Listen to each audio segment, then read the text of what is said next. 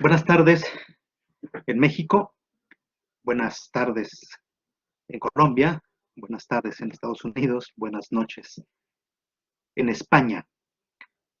A nombre de nuestra queridísima Universidad Popular Autónoma del Estado de Puebla, UPAEP, a nombre también de las universidades que nos acompañan, la Universidad de Colombia, la Universidad de Estados Unidos y la Universidad de Oviedo, también del grupo SOFUM, les damos la más cordial bienvenida a esta tercera participación, este tercer momento de nuestro festejo del Día del Libro. En este caso vamos a tener un diálogo que se ha titulado ¿Por qué leer a cuatro efemérides? Carmen Laforet, Tibulo, Miguel Delibes y Mario Benedetti, que correrán a cargo de los especialistas en los ramos, María Cochero Rojo, Daniel García Posada, Virginia Gil Amate, Daniel Rodríguez Rodrigo. Como decía, pues, a nombre de nuestras instituciones y también a nombre de nuestras autoridades, por nuestra parte de mi gran amigo, el maestro David Sánchez Sánchez, les damos la bienvenida para hablar de estos cuatro escritores, de estos cuatro representantes impresionantes de la literatura, como son Carmen Laforet, Tibulo, Miguel Delibes, Mario Benedetti. Si te quiero es porque sos mi amor, mi cómplice y todo. Y en la calle, codo a codo, somos mucho más que dos. Hoy somos mucho más que cuatro universidades, hoy somos mucho más que cuatro países. Somos una legión celebrando el Día del Libro. Voy a permitirme darle la palabra al doctor Daniel García para que nos haga el favor de ir presentando. No, me disculpo. Le cedo la palabra al doctor Daniel. Sí, perdón. Al doctor Daniel García Posada para que nos haga favor de ir presentando, como la ocasión merece, a nuestros participantes. Doctor Daniel, adelante. Muchas gracias, doctor Noé Blancas, por su amable presentación, ¿no?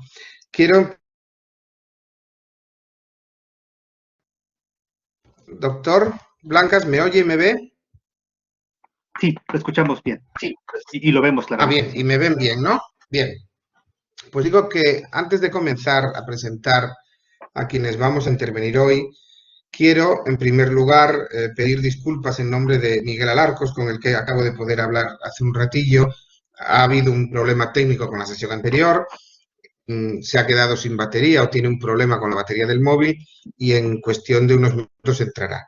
Ya me ha dicho que vayamos empezando y que él se incorpore, ¿no? Es para mí un placer participar con ustedes en este Día del Libro, en este homenaje al Día del Libro, ¿no? Y sobre todo lo es especialmente por tener como acompañantes a tres personas cercanas a mi ámbito, a Daniel, a mi tocayo, lo conozco menos, pero tanto a María Martínez Cachero como a Virginia Gilamate las conozco mucho, nunca me dieron clase, yo fui estudiante en la universidad de ellas, con María compartimos muchos viajes y con Virginia la conozco porque dio clase a muchos de mis amigos y también a mi hermana Elena, ¿no? Con lo cual es un placer compartir hoy mesa, en este caso por vía internet con ellas, ¿no? El recital, vamos, el acto va a empezar, va a empezar por María Martínez Cachero, que nos hablará de Carmen Laforet, seguiré yo con Tibulo, Daniel Rodríguez nos hablará de Miguel Delibes y cerrará el acto Virginia Gilamate con Mario Benedetti, ¿no? Lo que nosotros vamos a hacer aquí es explicar por qué leer a estos autores, ¿eh? Aunque quizás la pregunta sea un tanto retórica, porque leer se supone que ya es de por sí algo que a nosotros nos interesa precisamente por estar donde estamos, ¿no? Empieza, como digo, María Martínez Cachero, es profesora titular de Literatura Española en la Universidad de Oviedo.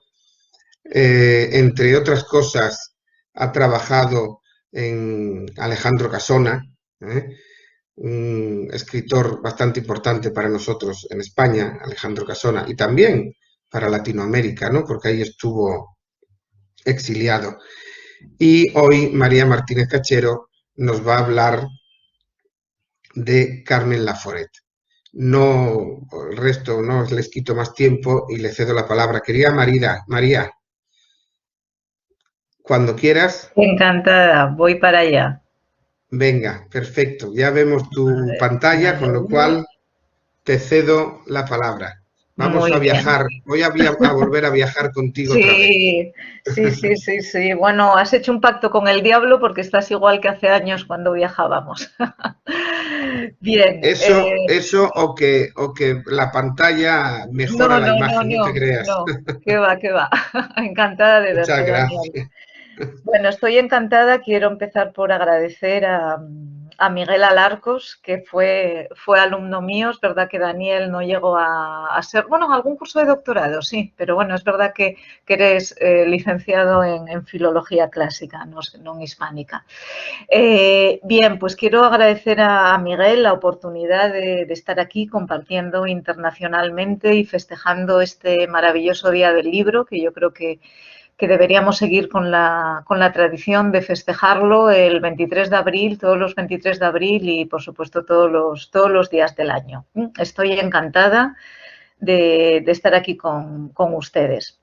Si les parece bien, yo voy antes de contestar a la pregunta de por qué leer a Carmen Laforet, que me parece muy importante y muy adecuada, voy a recordar algunas cosas sobre la autora que seguramente ustedes conocen, ¿no? Pero yo creo que aunque lo conozcan no va a ser pesado ni aburrido ni va a quedar mal porque nos puede servir un poco de recordatorio y bueno, pues de introducción a mi respuesta a esa pregunta de por qué leer hoy en día a Carmen Laforet. Bueno, como ustedes saben, en el año 1939 acaba la Guerra Civil Española entre dos bandos, nacionales y republicanos, con la victoria del bando nacional y con la dictadura que va a durar pues, 40 años del general Francisco Franco. Lógicamente, la literatura, igual que todo el arte, sufre un parón.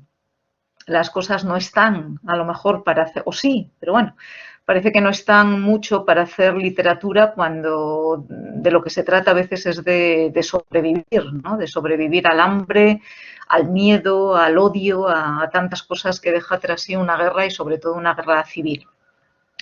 Entonces, si nos fijamos en la novela, siempre se habla de un año, de 1942, cuando dicen que la novela vuelve a echar a andar. Es el año de la publicación de La familia de Pascual Duarte de Camilo José Cela, que es realmente pues, bueno, un hito novelístico y el descubrimiento de un autor que luego pues, acabaría ganando, entre otros, el Premio Nobel de Literatura. Bien, hay otro año muy importante, como ustedes saben, que es el año 1945. En enero de 1945 se falla el primer premio de novela Eugenio Nadal en Barcelona. Y aquí tenemos otro descubrimiento. Una jovencísima y desconocidísima autora, Carmen Laforet, con 23 años, gana con su novela Nada este premio, este importante galardón. Y su novela va a ser un éxito de público y de crítica y va a ser pues, el descubrimiento, como digo, de una nueva voz narrativa. Carmen Laforet, que contaba 23 años, había nacido, bueno, sí, 23, todavía no había hecho 24, había nacido en Barcelona en 1921, era hija de un arquitecto y de una maestra que nunca llegó a ejercer. A los 2 años de su nacimiento se traslada con su familia a Gran Canaria y sufre, bueno, ella dice que su infancia siempre estuvo, gracias a su padre, en contacto con la luz, con el sol, con el mar, con la naturaleza, con el exterior, ¿no? Y además con esa privilegiada climatología de las Islas Canarias, pues pudo llevarse muy bien a cabo este contacto con el interior. Entonces tenemos a una niña, yo creo que muy feliz, hasta el momento en el que muere su madre. Muere su madre, que había inculcado en ella y en sus hermanos el gusto por la lectura y por la literatura. Incluso había organizado unas lecturas de sobremesa familiares. Y esto, lógicamente, como para cualquier niño que pierde a su madre, es un golpe muy fuerte y además incrementado porque aparece la figura de una madrastra. Y nos dice la misma Carmen Laforet que ella no creía en esas madrastras de los cuentos de hadas hasta que tuvo en propia carne la experiencia de una madrastra, ¿no? Y bueno, pues parecía que la madrastra no tenía ningún interés ni por ella ni por sus hermanos, lo que según Carmen Laforet tuvo un punto bueno, que fue la libertad que le dio a esta niña, que no se sentía presionada pues por normas familiares y a lo mejor acababan las clases y podía bañarse en la arena, en la playa y no estaba obligada pues a volver a casa para la comida familiar. Bien, sigue disfrutando en su infancia y adolescencia de las Islas Canarias. Se enamora, su primer amor es Ricardo Lezcano, al que ella va a seguir a Barcelona. Cuando en 1939 cumple 18 años, consigue el permiso paterno para ir a estudiar Filosofía y Letras a Barcelona.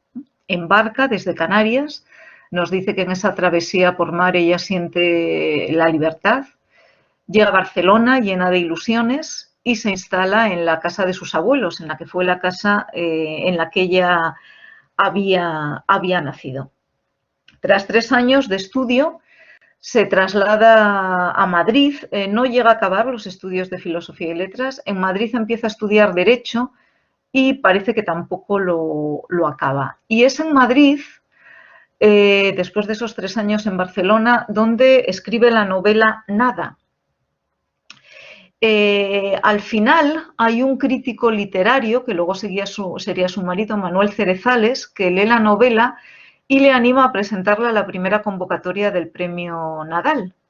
Y ya sabemos el resultado, que es totalmente positivo, ¿no? Se alza esta desconocida, esta mujer, esta chica, con este codiciado premio, y pasa a ser un nombre pues conocido, entrevistado, llevado aquí y allá, cosa que a ella no le gustaba mucho, ¿no? Siempre decía que lo peor de la literatura a veces era el éxito, la promoción de libros, las entrevistas, y que muchas entrevistas tenían demasiada curiosidad por su vida privada más que por su vida como escritora. Y incluso al ser mujer, pues le preguntaban esas cosas de, bueno, ¿usted qué prefiere? ¿Sus hijos o la literatura? O, bueno, ciertas preguntas que a lo mejor nunca se las hubieran hecho a un hombre. Bien. Se casa al año siguiente, en 1946, al año siguiente de ese premio, del 45, con Manuel Cerezales. Tiene 5 hijos y no le va a ser a ella fácil compaginar su labor de ama de casa, de madre, labores que tenía que ejercer una mujer por la época, y de escritora. No le va a resultar fácil. Y además va a sufrir las tremendas expectativas que hay para su segunda novela. Una mujer desconocida de 23 años, gana el premio Nadal, las críticas a Nada son magníficas, entonces hay una gran expectativa por su segunda novela. Nada, como ustedes saben, es una novela muy autobiográfica, aunque ella, Carmen Laforet, ha dicho, bueno, no tanto, porque no quiero que nadie piense que mis parientes reales tienen mucho que ver con los parientes de Andrea, la protagonista de la novela, de la calle Aribau, ¿no? Pero bueno, sí que es también una joven, Andrea, que se traslada a estudiar a Barcelona, vive en un ambiente familiar muy sórdido, que la va a condicionar muy negativamente y bueno, nos presenta pues todos esos conflictos familiares de odio, de resentimientos, de recelos, y luego presenta también la vida universitaria, su amistad con Ena, y la novela acaba, por un lado, pues con el abandono de Barcelona, de donde no se llevaba nada, y quizá el comienzo esperanzador de una nueva vida en Madrid con su amiga Ena. Bien. Su segunda novela, que aparece 8 años después, es La isla de los demonios. Recoge aquí Carmen Laforet todas sus experiencias, recuerdos de las Islas Canarias, de su infancia, de su adolescencia. Aparece esa figura de la madrastra. Muchos de sus personajes, según muchos críticos, van a tener siempre esa sensación de orfandad que ella sintió, ¿no? Y también un entusiasmo juvenil que a veces acaba muy lastrado por la realidad, ¿no? Que echa un poco por tierra esas ilusiones juveniles. Esta novela, La isla de los demonios, tiene buenas críticas, pero no tiene el impacto de nada.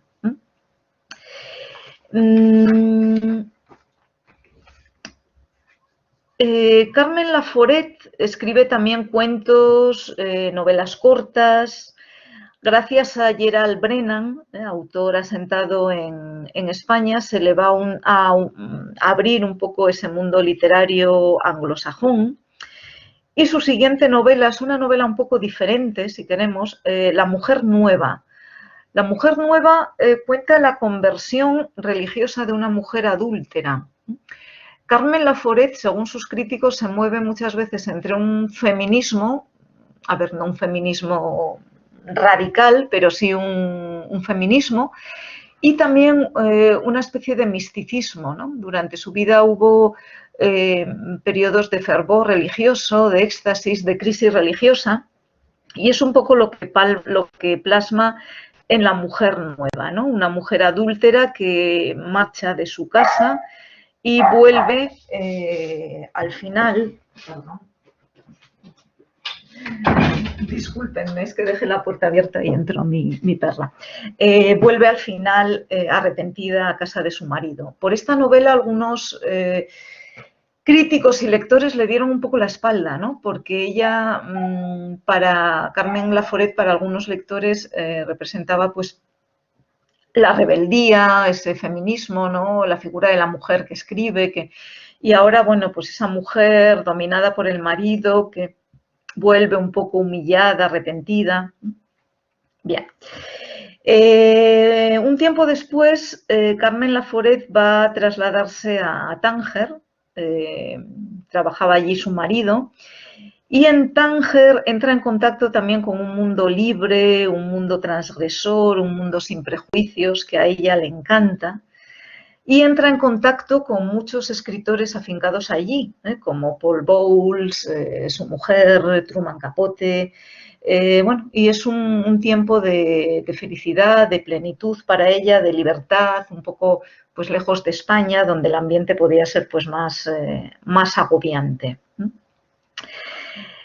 Vuelve a Madrid y planea su nueva obra que concibe como una trilogía titulada Tres pasos fuera del tiempo.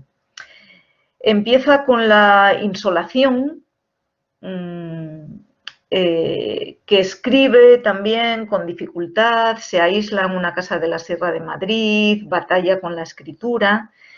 Y bueno, pues finalmente sale La insolación, protagonizada por Martín, de 42 años, que conecta con un mundo que viene de una familia muy conservadora y conecta con un mundo mucho más libre, más sensual, al entrar en contacto con una familia de vida bohemia. Y después, a través de una invitación, pone rumbo a Estados Unidos. En Estados Unidos, Carmen Laforet es también muy feliz.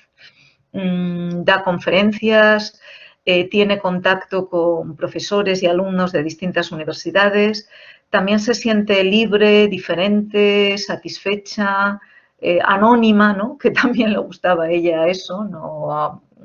Y traba amistad con Sender. Traban una amistad muy estrecha, parece que aunque solo se ven en 2 ocasiones, el vínculo, la conexión entre ellos es muy, muy grande. Y luego, una vez que Carmen Laforet vuelva a España, va a seguir el contacto epistolar.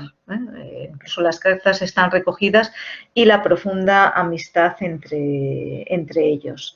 Viaja, conoce Nueva York, Washington, California, va a diferentes universidades. Bien. Después de 3 meses fuera, vuelve. Al poco de volver se separa de su marido, en 1970. No había entonces divorcio, pero sí había una separación legal. Y con su marido acuerda no poner por escrito nada de su relación matrimonial, de lo que ella había vivido de esos años.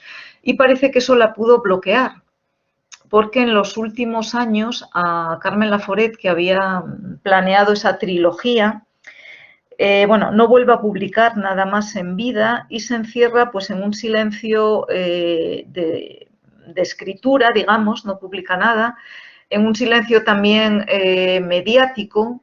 Viaja, es una época de viajes, viaja a París, viaja a Roma y se instala, ella era amiga de Rafael Alberti, que por entonces estaba en Roma, se instala en el barrio del Trastevere. Cuando le preguntan si no escribe, dice que ya no tiene nada que decir, está alejada de los medios de comunicación, incluso no abre las cartas. Parece que en una de las cartas que dejó sin abrir hay una invitación de la Warner para hacer una serie sobre nada. Y luego sí recibe una carta de Roberta Johnson, profesora estadounidense, y empieza otra vez una serie de conferencias por Estados Unidos, que la llenan. Pero sigue sin escribir. Habla ella misma de grafofobia, ¿no? Le angustiaba todo lo relacionado con la escritura, le producía un rechazo tremendo la escritura. Muere después de una enfermedad en el año 2004 y la hija entrega a la editorial Planeta, que estaba esperando el segundo volumen de la trilogía, entrega a la hija el segundo volumen al volver la esquina. Y del tercer volumen de Jaque Mate solo se conservan algunos fragmentos o esbozos. Bien, entonces, como ven ustedes, yo recuerdo cuando yo era más joven, efectivamente yo leí nada de Carmen Laforet, estudié cómo había ganado el premio Nadal. Y luego es verdad que al contrario pues de Cela o de Delibes, que también ganó el Nadal, era como una escritora que había un poco desaparecido, ¿no? Bueno, había publicado, por supuesto, la Isla de los Demonios, La Insolación, pero no se oía hablar de ella tanto como de Cela o como de Delibes o de Torrente Ballester o de otros, ¿no? Entonces, ¿por qué leerla? Bueno, leerla porque es una magnífica escritora. Es una magnífica escritora que yo creo que no se le ha concedido la importancia que debería concedérsele. Nada, todavía yo hablando con mis alumnos, algunos me dicen que en bachillerato hay algunos años que es lectura obligatoria nada, otros parece que no. Yo reivindico esta novela. Es una novela magnífica, una novela de ambiente, una novela de introspección, una novela de personajes, una novela profunda, ¿no? Que desde luego choca en una chica de 23 años, pero bueno, Carmen Laforet era una mujer de una profunda inteligencia. Y luego, por supuesto, La Insolación, La Isla y los Demonios, La Mujer Nueva, ¿no? A lo mejor quizá para conocer un poco mejor a esta mujer, ¿no? Sus cosas más íntimas. Pero bueno, yo reivindico a Carmen Laforet simplemente por su calidad literaria y porque las cosas que dice pues siguen estando como en cualquier clásico, en cualquier buen autor de total actualidad, ¿no? Entonces, pues una lanza por ella y nada más por mi parte. Un placer estar con ustedes.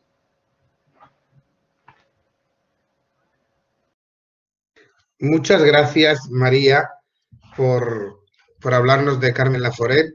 Yo recuerdo esas clases de doctorado sobre la novela española, recuerdo a todos estos autores y he de confesarte que la mayor parte de las novelas de esa época que yo leí fue gracias a ti. O sea que me ha encantado volver atrás y recordar, bueno, esos tiempos felices, ¿no? También los de ahora lo son, Claro que pero sí. bueno, tenían un encanto especial. Así que Efectivamente, mil gracias. muchas gracias a ti. Yo no sé si habré hecho un pacto con el diablo, pero tú sí que estás igual, ¿eh? Bueno. Igual, igual. Se Vamos a agradece. ver si preparamos un viaje. Uy, sí, sí, sí. Me va a ayudar Miguel, así que nos ponemos en contacto contigo en Muy cuanto acabe bien, esta pandemia. pues muchas gracias por tu A ti, participación a y ustedes. seguimos ahora dando un salto hacia atrás, ¿eh? Dejamos la España de la posguerra y dejamos a Carmen Laforet y vamos nada más y nada menos que al siglo I antes de Cristo, a la Roma antigua y a Tibulo, ¿no? Yo mismo, Daniel García Posada, que soy profesor de latín y griego en Almería y vocal de clásicas en SOFUN, pues voy a hablarles de por qué leer a Tibulo. Bueno, ¿por qué leer a Tibulo? O como acababa de decir ahora María, ¿por qué leer a los clásicos o por qué releer a los clásicos con ese prefijo iterativo, ¿no? Que Italo Calvino decía que era una cierta hipocresía de aquel que no había leído todavía un libro famoso, ¿no? Bueno, voy a hacer una introducción muy rápida para aquellos que tengan o no conozcan de primera mano, tengan dudas sobre quién era Tibulo. Y quiero hacerlo porque con el nombre de Tibulo nos ha llegado hasta nosotros una serie de elegías en 3 libros, que en realidad no eran todas de Tibulo. De hecho, de Tibulo solo son auténticas 16, concretamente las 10 del libro primero, las 6 del libro segundo, mientras que en el libro tercero, libro que se dividió en 2 en el siglo XV por los humanistas italianos, recogemos una serie de elegías de los autores que con Tibulo estaban en el círculo de Mesala, ¿no? Y concretamente tenemos las poesías del Ígdamo, de la 1 a la 6, ¿no? El panegírico, ¿no? El elogio a Mecenas, que es la composición número 7, el ciclo de Sulpicia, elegías 8 a 18, realmente importante esta Sulpicia porque es una de las pocas autoras mujeres, poetisas, que tenemos en la historia de la antigua Roma, ¿no? Y entonces vamos a dedicarle una parte bastante importante para ver las diferencias que tiene ella con el resto de los autores, ¿no? Y por último tenemos 2 composiciones, la 19 y la 20, que se titulan, bueno, es la Puella Innominata, que van destinados a una muchacha a la que no se da su nombre, ¿no? Los temas principalmente son la vida retirada, la vida campestre, y asociada con ellos, con esa, ¿no? que esa vida en el campo supone un locus amoenus, un lugar ameno, propicio, ¿no? Entonces, esa vida en el campo va asociada a la paz, a la tranquilidad y también a la pobreza. Y Tibulo lo contrapone a la guerra, la vida en la ciudad, la riqueza, pero también la envidia, porque dice que todo eso, todo el dinero, y la búsqueda del dinero y del oro termina en envidia, ¿no? Es conocidísima sobre ese tema la elegía primera, ¿no? Que otro acumule para sí riquezas de rubio oro y tenga muchas yugadas de suelo cultivado, ¿no? Él prefiere la vida más relajada, ¿no? Ese es uno de los temas. Otro es el tema de la exaltación de lo patriótico, que encaja con esa especie de programa que Augusto intenta, y de hecho consiguió expander por toda Roma después de que ganara la batalla de Accio, ¿no? La vuelta supuestamente a los orígenes, que no es una vuelta a los orígenes, en tanto que el principado de Augusto tiene poco de republicano en el sentido que lo entendían los romanos, ¿no? En apariencia sí, en la práctica evidentemente no. Esos son los 2 temas, pero sobre todo el tema más importante en el que yo me voy a centrar porque lo que quiero es que ustedes se acerquen a Tibulo en algo que podamos compararlo con la actualidad, es el amor. Y entonces, en ese amor, en el que hay 3 tipos de amor en Tibulo. Uno, Adelia, que es un amor juvenil y por tanto es un amor más ingenuo. El segundo, a Némesis, perdón, que es un amor ya más maduro, ella es joven y es avara y le pide constantemente dinero, y un amor por y un amor por Márato, es un amor homosexual en el que, según algunos autores, quizás se trataría más de un tópico literario que de otra cosa. Vamos a centrarnos en el amor, ver algunos textos y terminaré diciendo por qué a mi juicio creo que es interesante leer a Tibulo. El amor es atrevimiento, es audacia, y en la antigua Roma lo era aún más cuando había que recorrer sus peligrosas calles por la noche para alcanzar el puerto seguro de la casa de la amada. A esa valentía inicial se une la invitación a amar sin tasa, a despojarse de los prejuicios varios y a amar sin miedo al que dirán. Esa invitación, que también la hacemos hoy en día, podría resumirse con los versos de Catulo, que decía, vivamos mea lesbias ponemus, vivamos lesbia mía y amémonos, ¿no?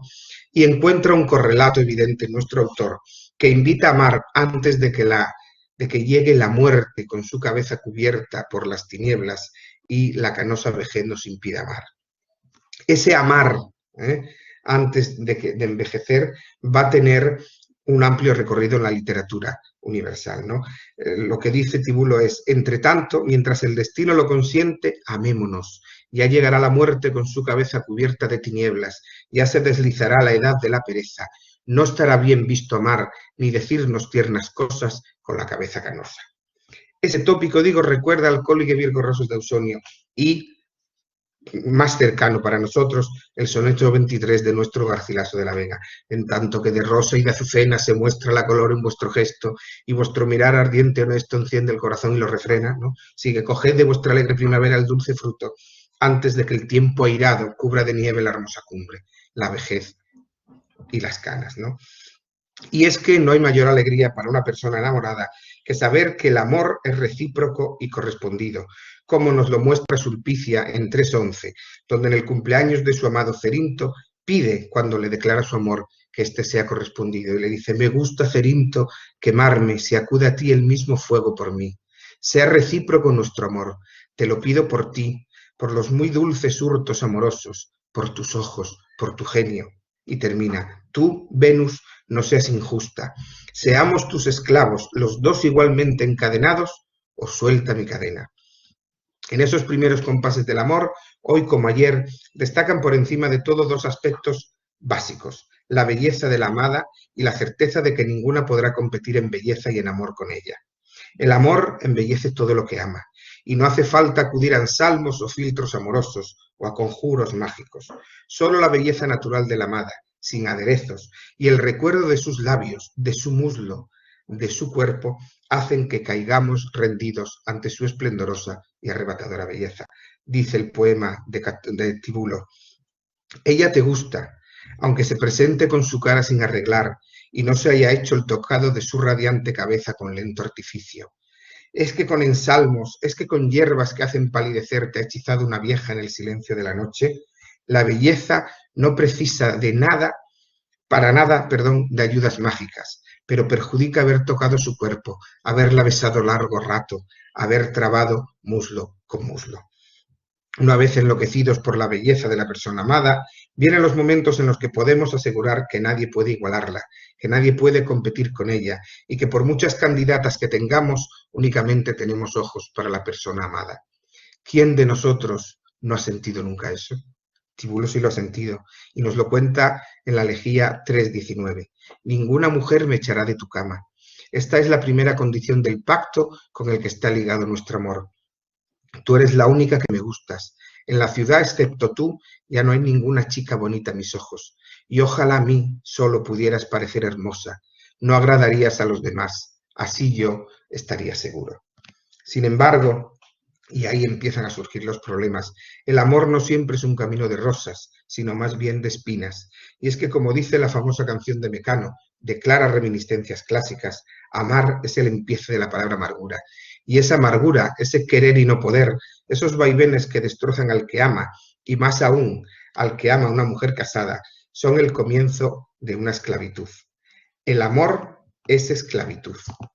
Y es ahí donde aparece otro de los tópicos de la literatura universal, el militia amoris, el servicio militar, el amor como servicio de militar.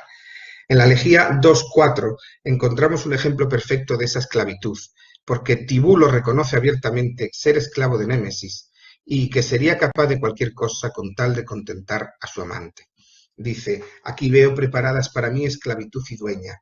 De ahora en adelante, libertad de mis padres, adiós. Bien triste es la esclavitud que se me otorga. Estoy sujeto con cadenas y nunca mi desdichado sus ataduras afloja amor. Y termina diciendo, ahora amargo me es el día y más amargas las sombras de las noches. Todas las noches están empapadas de funesta miel. En todos estos versos van apareciendo términos que son muy usuales en la temática amorosa. Las cadenas, el abrazarse por el amor, la crueldad, los dolores que sufren por soportar esta esclavitud. Y más concretamente, el adjetivo amargo del verso 11 y el sintagma triste fele, triste hiel, ¿no? Es amargo el día, pero mucho más lo es la noche. Un verso aparentemente inocente que, sin embargo, vuelve a la realidad cuando llega el amor, como nos canta Joaquín Sabina, que tardó, dice, en aprender a olvidarla 19 días y 500 noches, certificando así la validez de la afirmación tibuliana. Entre los muchos miedos que se apoderan del que ama, pocos, a mi juicio, son tan grandes y desquician tanto como el encontrarse la puerta de la amada cerrada cal y canto, cuando, inocente, esperabas encontrarla abierta y deseosa. El llanto ante, para, la puerta, cira, cerrada, clausi de la amada, el tema famoso del para clausíciron, es una ubérrima beta que recorre toda la literatura universal y la música, y que nos deja también la figura del exclusus amator, del amado, del que ama que queda fuera de la casa, ¿no? Un ejemplo lo encontramos en 1.1. Dice, a mí me sujetan prisionero las cadenas de una hermosa joven y aguardo como un portero ante sus puertas inflexibles. No me cuido de la gloria de Elia mía, con tal de estar contigo no me importan que me llamen cobarde y perezoso. En 1.5, esas dura efores, esas puertas inflexibles, esta vez ya no se abren presa a los golpes y suplicantes palabras, porque la que se esconde tras ellas se consuela ahora en brazos de otro. Para Tibulo quedan las tormentas que el vendamal del amor provoca, mientras que su enemigo, victorioso, navega sobre aguas tranquilas. Dice Tibulo, ¡ay! Canto en vano, vencida por mis palabras no se abre la puerta, pero hay que golpearla con las manos repletas. Pero tú, que ahora eres el preferido, guárdate de lo que me has robado. Gira veloz la rueda inestable de la fortuna. Guárdate de lo que me has robado, ¿no? Recuerda a la literatura española ese de suelta mi manso mayoral extraño, vosotros tienen de tu igual decoro, ¿no? Termina Tibulo diciendo, aprovéchate por favor, mientras puedas, sobre aguas tranquilas navega tu barca. Ese sobre aguas tranquilas, líquidas en latín, ¿no? Alude a la tranquilidad, pero también agua tranquila, pero escurridiza, ¿eh? Creemos nosotros que esa agua escurridiza hace más bien mención a la amada y no al agua, porque no es la primera vez que vemos en un poeta latino aludir al agua escurridiza o rápida cuando se habla de la mujer, lo dice Catulo. Lo dice, la mujer dice, Catulo dice, lo dice, pero lo que dice la mujer conviene guardarlo al viento, dejarlo al viento, ¿no? Y en el rápido agua, ¿no? Bien, a partir de ahí enlazamos con un tópico también de la literatura universal, que es la mujer como variable y de carácter mudable. Varium et mutabile semper femina, varia y mutable siempre es la mujer, dice Virgilio, ¿no? Sobre la mujer, el dios Apolo, en una clara imitación del libro cuarto de la Eneida, en la que el dios Mercurio se le parece a Eneas para decirle, lárgate, ¿no? No sigas aquí con Dido, tú tienes que fundar una nueva ciudad, que es cuando le dice el varium et mutable semper femina. Aquí, Tibulo, lo que encontramos en Tibulo, en el Corpus Tibulianum, es, en este caso, Lígdamo, es que el dios Apolo se le presenta y sobre la mujer dice, ¡ah! La hembra, raza cruel y nombre engañoso, ¡ah! Muera la que aprendió a faltar a su esposo, pero podrá doblegarse, su condición es tornadiza. Palabras que se repiten más adelante, en 3.6, ¿no? Dice, no os atrapen unos brazos colgados a vuestro cuello, ni os engañe una sórdida lengua con halagador juramento. Aunque engañosa haya jurado por sus ojos, por Juno y por su Venus, ninguna garantía habrá. Así, ¿por qué me quejo tantas veces de la palabra de una joven embustera? Pérfida y sin razón, enemiga mía, pese a mis servicios, pérfida, pero aunque pérfida, querida y amada sin embargo. Y que terminan en un ejemplo por todos conocidísimos. Terminan en el acto tercero de la ópera de Rigoletto, cuando el duque de Mantua entona la conocidísima aria, ¿no? La donna immobile, qual più mal vento, muta de accento e di pensiero, sempre un amabile, leggiadro viso, impianto in riso e menzognero. Perdón por cantar tan mal. Esa puerta cerrada hace surgir en el que ama un arrebato que solo pueden calmar las maldiciones contra quienes causan esa locura. Amada, alcahueta, puerta, marido de la amada, etcétera, etcétera, ¿no? Y sobre todo el vino, como eficaz lenitivo para calmar y mitigar esa desazón y angustia que corroen las entrañas del amante abatido. La correveidile, la alcahueta, que muchas veces consigue enlazar lo que a priori no habían conseguido ni Venus ni Cupido, dioses que han perdido ya todo su significado divino para adquirir aquí una función más didáctica y que son utilizados como sinécdoque para hacer referencia a los sentimientos amorosos, tiene, como la famosa Celestina, un mal acabar. En 1.5 se dan la mano dos aliados que suponen para nuestro poeta una derrota segura. La trotaconventos, ¿no? Y el amante rico. Dice, en cuanto a que esté, junto a ella un rico amante, ha acudido para mi ruina una astuta alcahueta, que ella se sacie de carne sanguinolenta y con su boca ensangrentada beba amargas copas con mucha hiel, revoloteen en torno a ella las almas que lamentan su destino y siempre desde los tejados grazne el lúgubre búho. Ya más adelante, la alcahueta sufre también las maldiciones del poeta por engañarlo, diciéndole que la amada no está en casa cuando se la oye detrás de las paredes, etcétera, etcétera, ¿no? Dice, va y viene furtiva llevando mensajes ocultos en su seno. Muchas veces cuando yo desde el umbral despiadado reconozco la voz de mi dueña, esta dice que no está en casa. Muchas veces cuando una noche se me ha prometido, me anuncia que la niña está enferma o que teme ciertas amenazas. Entonces muero de ansiedad. Y es que, aunque parezca muy moderna la excusa del dolor de cabeza, este es en realidad un tópico más en la literatura antigua, como vemos en la elegía 1.6, elegía que podríamos titular El cazador cazado, porque en ella nuestro poeta es engañado con los mismos recursos que él enseñara al marido, a Delia, para engañar a su marido. Dice, muchas veces como si admirara sus joyas y el sello de su anillo, con ese pretexto recuerdo que le toqué la mano. Y termina diciendo, te abraza, suspira por otros amores ausentes y de repente finge que le duele la cabeza, ¿no? En esa misma elegía, unos versos más adelante, Tibulo anuncia a Delia la maldición que acompaña a quien nunca le fue fiel. Pero la que no fue fiel a nadie, después, vencida por la vejez sin recursos, tuerce el hilo de la rueca con mano temblorosa. Unos versos que nos traen a la memoria el famosísimo soneto a Helena del francés Ronsard. Quand vous serez bien vieille, au soir à la chandelle, assis auprès du fort, dévidant et filant, diré chantant mes vers, en vous émerveillant, Ronsard me célébré, du temps que j'étais belle. Además de las maldiciones y el estrellar los nudillos contra la inflexible puerta de nuestra amada, solo nos queda, como decía Alceo, empapar nuestros pulmones de vino y que una copa empuje a la otra. Dice en 1.2 el poeta, sirve un buen vino y con él calma dolores recientes para que el sueño rinda y cierre los ojos de quien está agotado. Este amor exaltado, loco y desenfrenado que azota a Tibulo y a Lígdamo es sin embargo más sosegado, como hemos apuntado al principio, en el caso de Sulpicia. Ese fuego arrebatador que hemos visto con los verbos uror en latín, que significan quemar y abrasar, pero también tienen el significado de torturar o hacer sufrir, aparecen más calmados y mitigados en Sulpicia, que, enferma de amor, trata de saber si Cerinto es consciente de esa enfermedad o le resulta indiferente, ¿no? Una fiebre, calor, dice en latín, castiga los cansados miembros de Sulpicia. Dice la pobre Sulpicia, ¿tienes, Cerinto, un piadoso amor por tu amiga, ya que ahora la fiebre atormenta mi cuerpo agotado?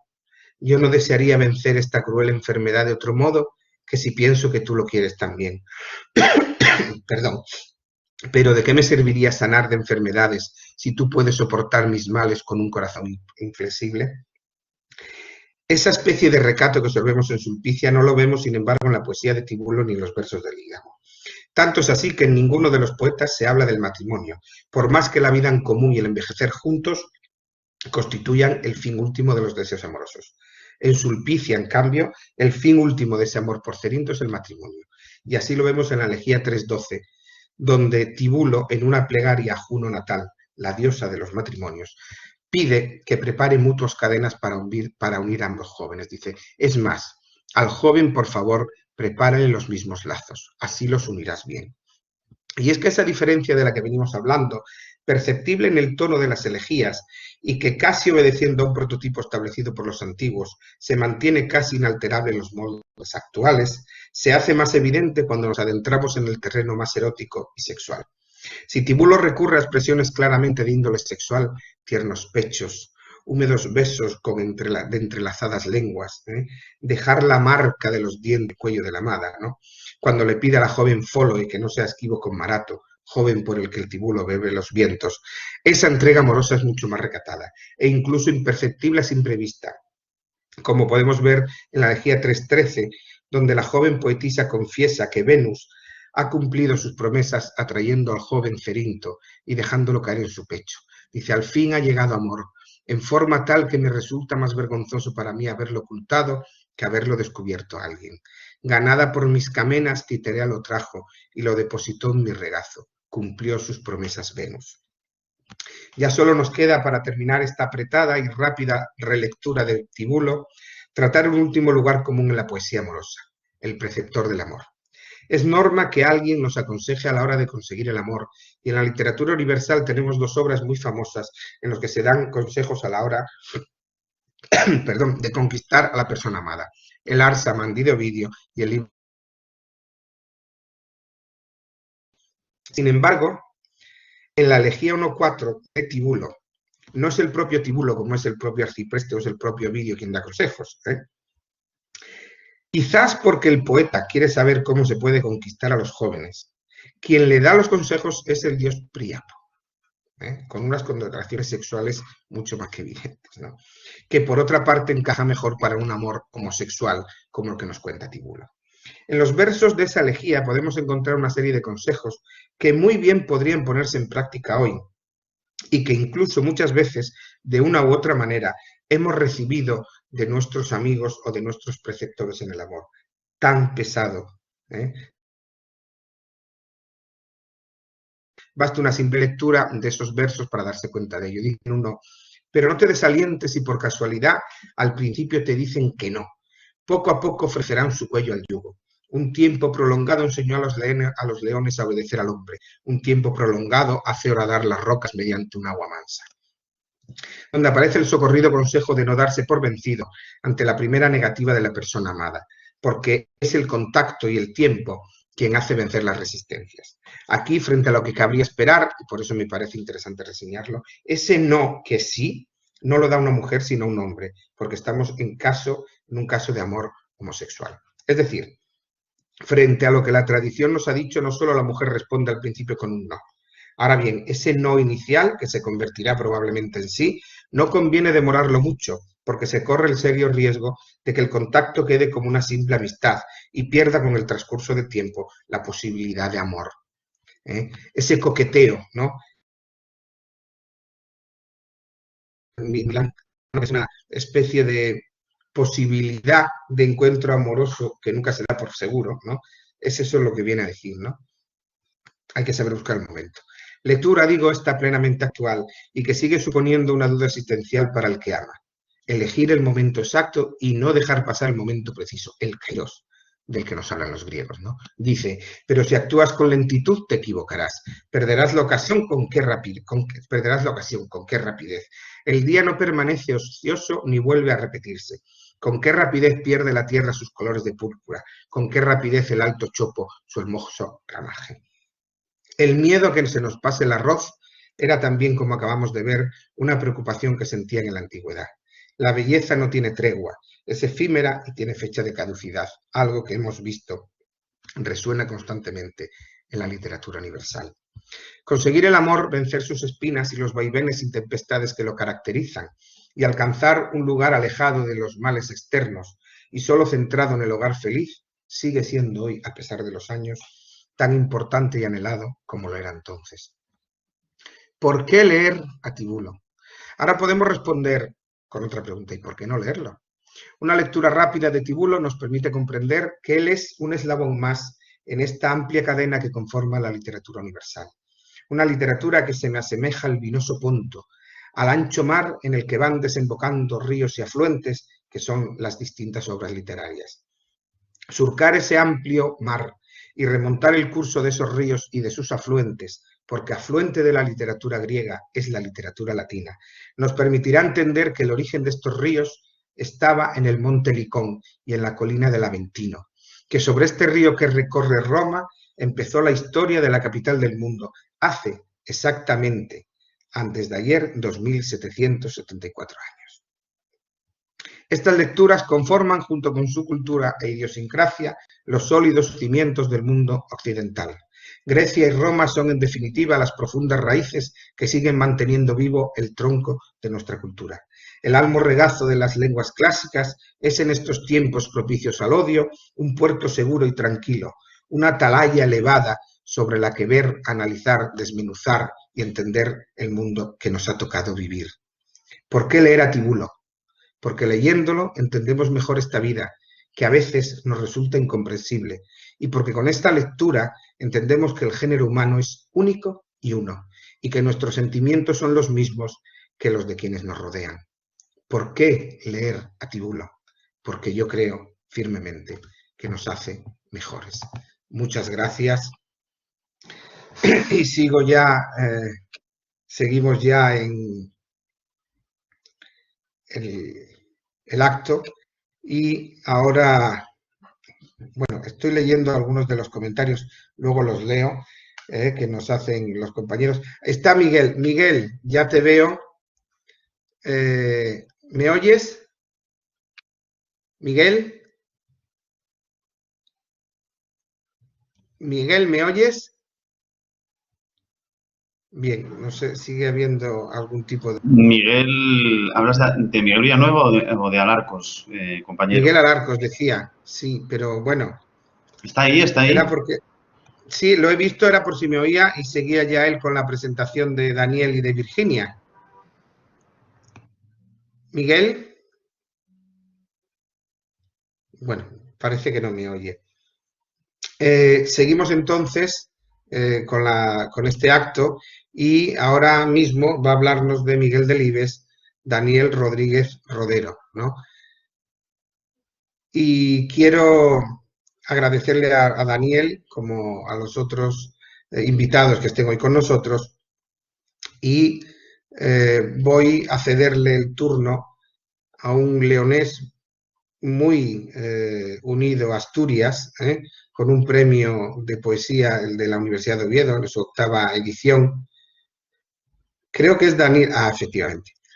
Y un poeta que estará llamado a llegar y a realizar grandes empresas. El otro día lo escuché por primera vez, no nos conocíamos personalmente, y hoy va a hablarnos de Miguel Delibes. Así que, Daniel, te cedo la palabra. Y... Sí, ahora mismo, ¿se me escucha por lo menos? Sí, se te escucha perfectamente.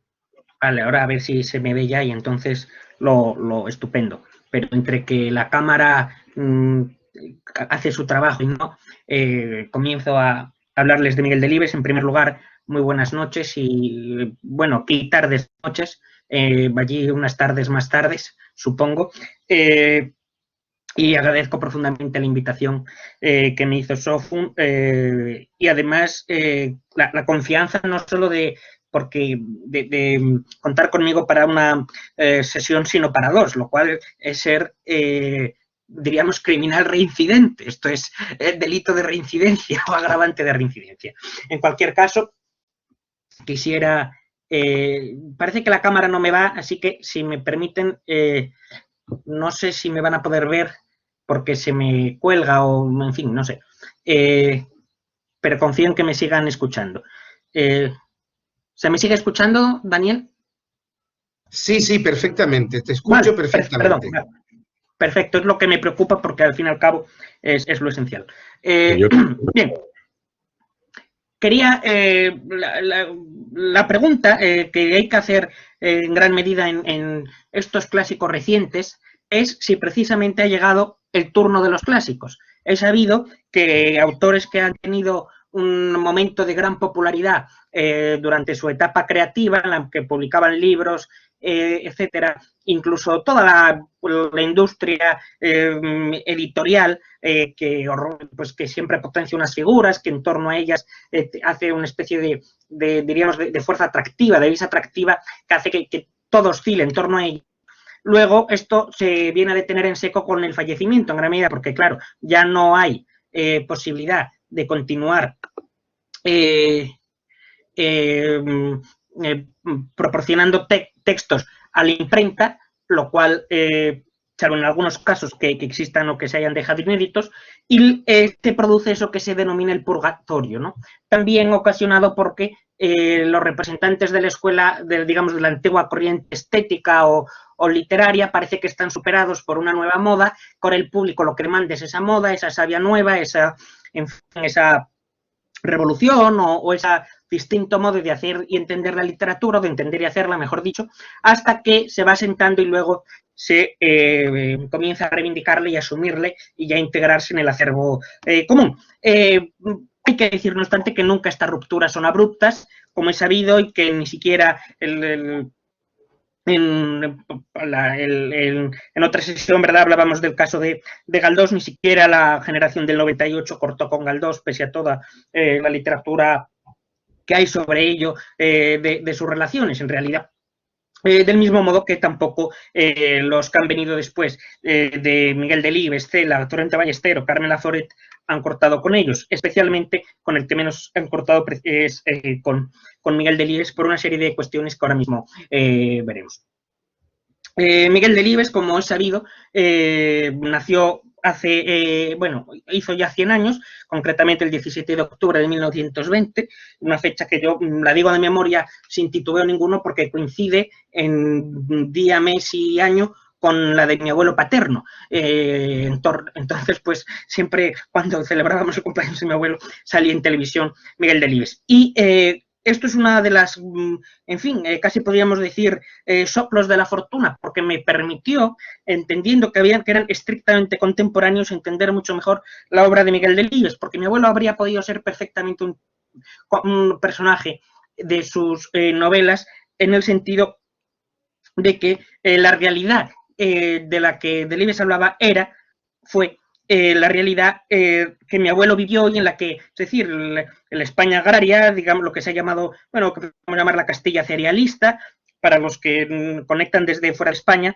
se correspondería un poco con la mitad norte del país, terrenos más bien secos, especialmente dedicados al cultivo de trigo y viña, y durante bastante tiempo muy pobres, durante el siglo XX, pese a que se cultivasen en ellos trigo y demás, porque era una zona, en fin, no industrializada, unas condiciones muy paupérrimas, el campo no estaba tecnificado, no había maquinaria, y entonces esa realidad social en la que mi abuelo desarrolló su vida fue en gran medida la que está más presente en los libros de Delibes. Delibes era hijo de una familia, digamos, de clase medio urbana, podríamos decir, nació en Valladolid. Su padre tenía un cierto, estudios, se casó, el padre de Delibes se casó tarde. Eran, como en el caso de Cela, descendientes de extranjeros que habían acudido a España durante las ampliaciones del tendido ferroviario, vamos, del ferrocarril, para hacerlo, y de modo que él tenía la sospecha, y más o menos llegó a confirmarlo, que era sobrino bisnieto del famoso compositor francés Leo Delibes. Y en este Valladolid, en la capital, cursa sus estudios hasta que estalla la guerra civil que le pilla con 16 años. En aquel momento, que la guerra, que parecía que iba a ser más breve de lo que luego fue, deciden él y unos amigos castellanos de tierra adentro, como son, alistarse en la Marina. ¿Por qué? Porque aunque la movilización, las levas obligatorias se producían al cumplir los 18 años, por lo tanto le habría tocado ser mozo de reemplazo del 38 y apenas haber conocido la guerra, se tenía el miedo de que, bueno, si adelantan la edad por alguna razón, como luego se haría la llamada Quinta del Biberón, y ante el temor a ser movilizados hacia el frente, en el frente, es decir, donde haya combate directo, los voluntarios que iban a la Marina, puesto que la Marina, la mayor parte de la marinería, vamos, de las tripulaciones habían permanecido del bando republicano, no así los almirantes, pues lo que ocurrió, como digo, fue que allí cumplió su servicio militar, hizo la guerra por la zona geográfica en la que le tocó, del lado del bando nacional, hasta que le licenciaron y vuelve a Valladolid a estudiar lo que hoy diríamos empresariales. En realidad era escuela de comercio, estudió Derecho, estudió sacó unas cátedras a la escuela de mercantiles. Como le sobraba tiempo, esto era en los primeros años 40, era un funcionario mal pagado en una ciudad, bueno, no rica, la verdad, con extraperros, es decir, mucho mercado negro, muchas restricciones de alimento, pues se comenzó a trabajar en el diario de Valladolid, que era El Norte de Castilla, que además no solo se difundía en esta provincia, sino que se expandía en gran parte de lo que hoy sería toda Castilla y León, incluso partes de Aragón, porque era la que más importancia y mayor información ofrecía sobre los precios agrarios. El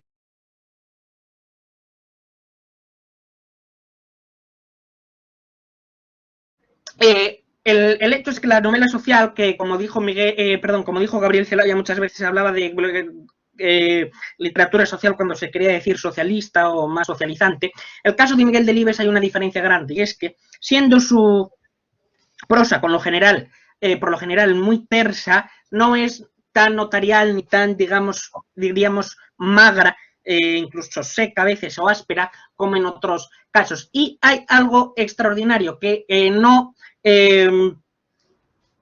tiene una visión puramente humanista, pero de un humanismo del denominado humanismo cristiano. Por eso todos los personajes, diríamos todos los partiquinos, tanto los protagonistas y secundarios, por supuesto, pero también los partiquinos, todos están más o menos definidos. Y esto es algo extraordinario frente a otras novelas de la época que suelen ser, tratan más a los a los personajes con lupa de entomólogo, y aquí no, aquí hay una relación, digamos, más de igual a igual.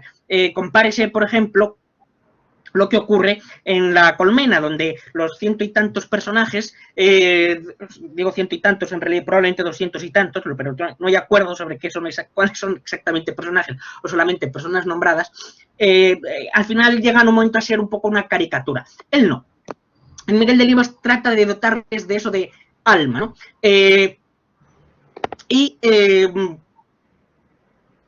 Se observa en toda esta etapa una especie de preocupación intelectual por la siguiente, que es la superación del materialismo, de una visión materialista, y por eso insistía en lo del progreso del camino. Bien lo fuera, en la versión más marxista, digamos, predominante en los círculos de los jóvenes del momento, de los 60, pero incluso también en el materialismo, diríamos, capitalista, en lo que tiene de reducción del ser humano al homo económicos, es decir, a una persona optimizadora de sus relaciones de consumo y trabajo. Por ello, sus personajes, en una cierta ocasión, escribí que distan tanto de Robinsones autistas como de animalitos masa fácilmente intercambiables unos por otros. Y en ello es precisamente donde quizá esté la distancia con la corriente objetivista de los 50. No se trata de que el protagonismo recaiga coralmente sobre una gran urbe o una fábrica, sino que aun estando ese el espacio, en realidad el protagonista o incluso donde esté el protagonismo más diluido, como en Viejas Historias de Castilla la Vieja, siempre están bien creados los personajes, bien definidos.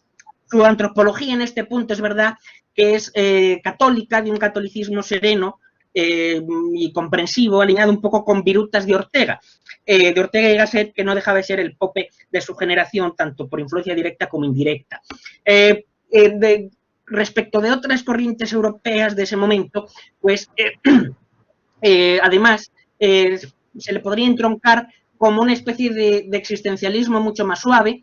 Él dijo que de niño, claro, su padre lo tiene con 40 años, ya en el año 20, 40 años es una edad bastante avanzada, y que de niño le turbaba, él decía, de niño me turbaba la idea de que mi padre muriese, y ese miedo a la muerte y esa idea de la muerte está siempre muy presente, ya desde su primera novela, La sombra del ciprés es alargada.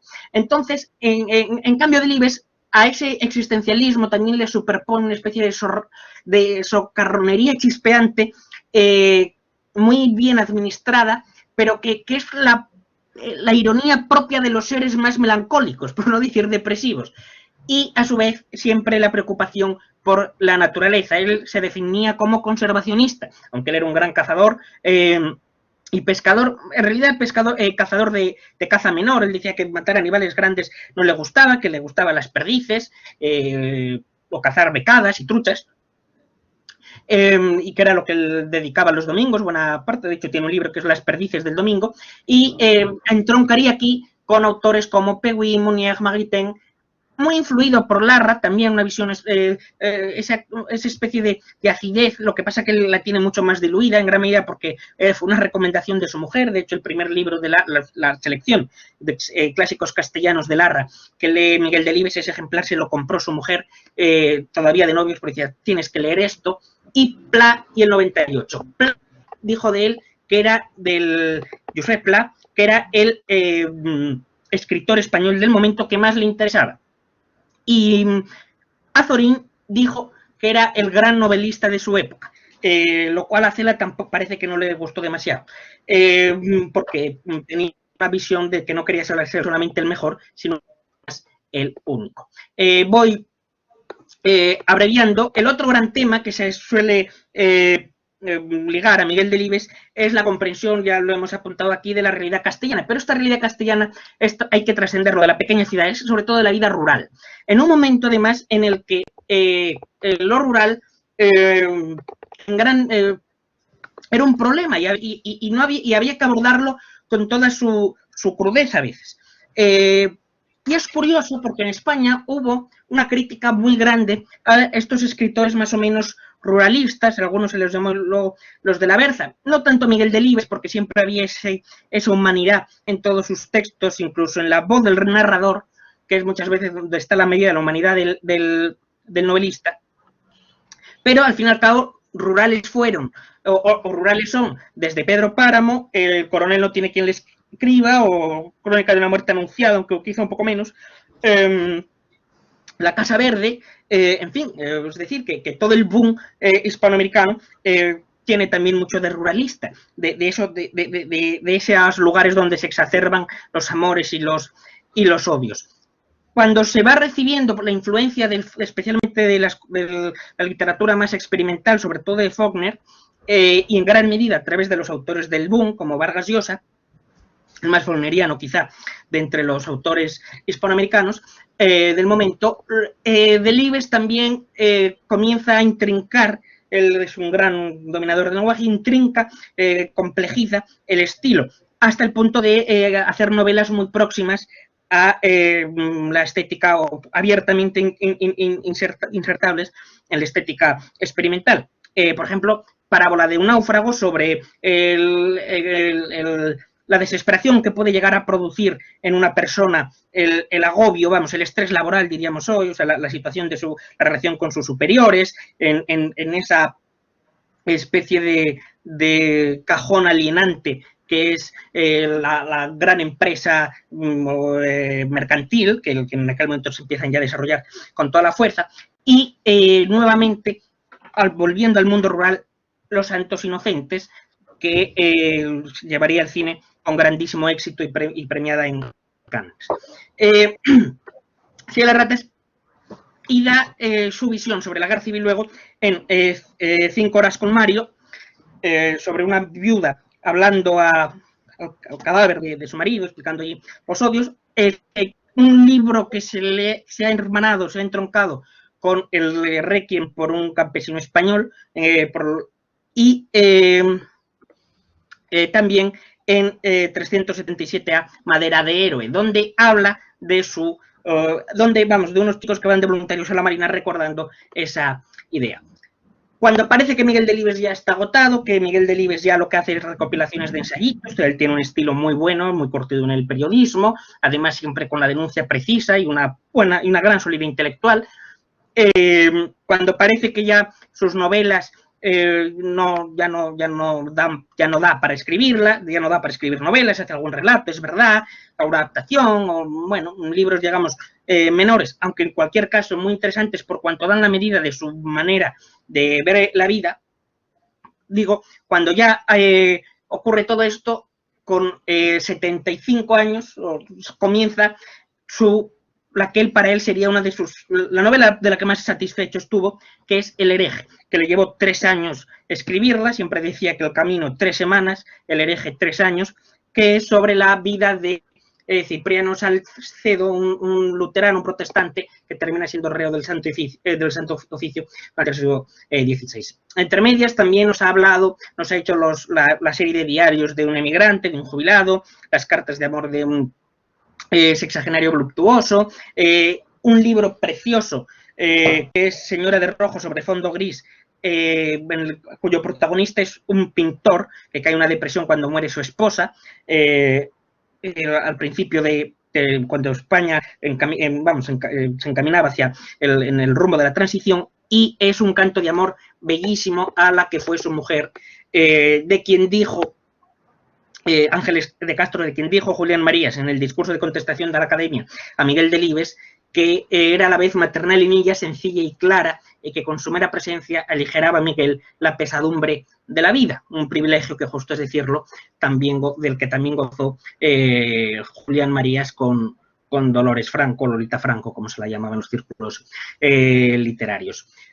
Asimismo, destaca su carácter de no idealización, tampoco de lo rural. Él sabe que en la naturaleza los animales son crueles con los otros animales, y es que esta crueldad, que es un atributo humano, se puede aplicar a los animales. La dureza de las condiciones, es decir, no es una visión exaltadora de Castilla, por eso se ha dicho a veces que la desnoventa y hechiza, y en realidad nos presenta la España de su época, y siempre con ternura y siempre con humanidad, y con un lenguaje vivo, en algunos casos arcaizante, porque él le gustaba recuperar, hacer que las personas, los viejos del lugar, hablasen como hablaban efectivamente los viejos del lugar, ni siquiera ya los hijos de estas personas, los que podrían tener hoy 60 o 70 años, ya hablan así, con esas palabras, porque ahí la modernización hizo que se perdiesen herramientas útiles, etcétera, que tienen un nombre y que hoy, por supuesto, pues ya ha desaparecido. Y siempre creo que la gran cuestión de Miguel Delibes es el entendimiento, la comprensión, pero la comprensión entendido desde el punto de vista de la comprensión. Es decir, no es tanto la empatía, sino eso es empatizar, pero además una empatía intelectual, de decir, bueno, las razones o análisis intelectual o racional de la situación del otro, que va mucho más allá de del mero sentimentalismo más empático, digamos, que es más rusoniano, calvinista. Aquí él ahonda más por la visión católica. Una vez, una periodista, hay muchas entrevistas de él, siempre es una delicia, él suele hablar, era parco, tendía a la depresión, especialmente después del fallecimiento de su mujer, luego estuvo prácticamente 2 años viviendo oscuras en su casa, dicen sus hijos que era muy difícil, no la convivencia, pero porque en realidad era entrar en casa y era toda una tristeza, una penumbra, no quería casi ni todo el día llorando, no quería ni encender la luz, pero en una entrevista le preguntaron que cuáles eran el gran, digamos, la vértebra o la médula de su obra, y él respondió con estas 4 palabras que bastan por sí solas para justificar por qué seguirlo leyendo, además teniendo en cuenta que tiene una mano maestra para describir y caracterizar personajes, situaciones y sentimientos, honduras, una gran precisión psicológica sin extenderse muchas páginas. Estas 4 palabras a las que me refiero son muerte, infancia, naturaleza y prójimo. Solo por alguien que aspira a hacer una obra literaria en torno a estas 4 palabras y que además lo consigue, y lo consigue con belleza, solo esto son razones, a mi juicio, más que sobradas para haberle dado el Nobel que no le llegaron a dar, aunque parece que a principios del 2000 estuvo muy cerca de conseguirlo, fue un poco difícil porque se lo habían dado a Cela, compañero suyo de generación, pero sobre todo para seguirlo leyendo hoy, mañana y pasado mañana. Muchísimas gracias y siento los problemas técnicos que haya podido haber. No te preocupes, Daniel. Ha sido una pena lo de los problemas técnicos, sobre todo porque ha sido muy interesante lo que nos has contado sobre Miguel Delibes. Para mí, uno de los mejores escritores de lengua española, ¿no? Has hablado del hereje, a mí es una novela que me encanta, también Los Santos Inocentes, el Mujer de Negro sobre fondo gris o como sea, siempre me lío con él. Señora de Rojo, sí. Sí, de rojo, siempre me lío con el título, ¿no? Las elecciones, del diputado voto del señor Cayo, etcétera, etcétera. Bueno, en fin, es un grande y te agradezco mucho, perdón, que nos hayas hablado de él, porque has incitado ojos a Miguel Delibes. Muchas gracias, esperamos seguir contando contigo en otros actos y ya lamento tener que despedirte tan rápido, pero vamos ya con retraso al siguiente acto y no quiero entretener más a los oyentes o escuchantes. Bien, siempre un privilegio escucharlos a todos, cada uno de ustedes. Muchísimas gracias, doctor Daniel. Pues, una vez más, a nombre de UPAEP, de las universidades hermanas que hicieron posible esta charla, el Grupo SOFUM, damos por concluida la charla ¿Por qué leer a 4 efemérides?